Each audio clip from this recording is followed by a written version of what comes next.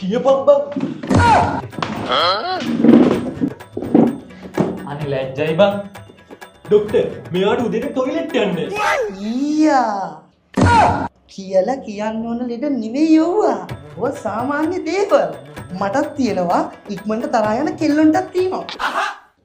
මං නම් කියන්නේ ડોක්ටර් මෙන්න මුගේ වැරදි චර්යාවකින් හින්දා තමයි ඕම වෙලා තියෙන්නේ. අඩෝ මේ ඩොක්ටර් ඉස්සර ඕවා කියන්න එපා බං. දෙන බෙහෙතක් කරන් ගෙදර යා. අනිවාර්යෙන්. මේ වගේ ලෙඩ හැදෙන්නේ අහිතකර ජීවනචර්යාවන් හින්දා තමයි. ඩොක්ටර් මම මූට කිව්වා ඔය අරක්කු බොන එකෙන් අත් මිදෙන්න කියලා. බීලි තලා ගිය ගර්භ කලාපයේ ඔටුවෙට්ට වතුර හම්බුණා වගේ තමයි මෙයා අරක්කු බොන්නේ. දැන්වත් ඌකේ මිදියම්. කට වහගනින් බං. හැදෙන බයිලනේ හැමදාම දොස්තරට ඕක කියනවාද? දියර ජාති වලින් වෙල් බැන්ට වෙනකන් ගිහලා ડોක්ටර් මූ දැන් ඝන ජාති වලටත් හුරු වෙලා.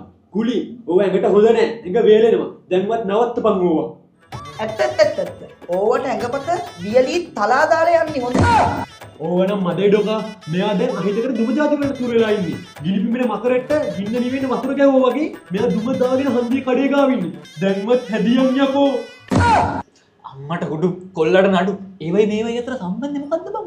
එපාව කියන්න. පුතා කියන්න පුතා. මූ නිකන් දුමට නෙවෙයි විස දුමට ඇබ්බ වෙලා ඉන්නේ ડોක්ටර්. මඤ්ඤොක්ක ගොඩක් පේන්නත් බෑ. හැදිය කිස ඔතල ගන්නවා. අනේ ප්ලීස් දැන්වත් හැදියම් බං. හොඳට ඕම ඇති මචං දැන් නම්.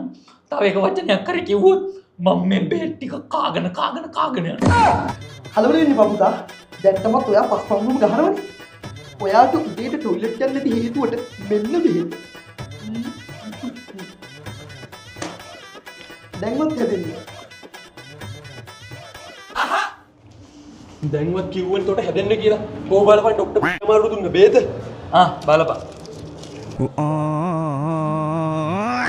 Daily smoking, man karla back, kurra bagana back, kollo urrana vasaka sare.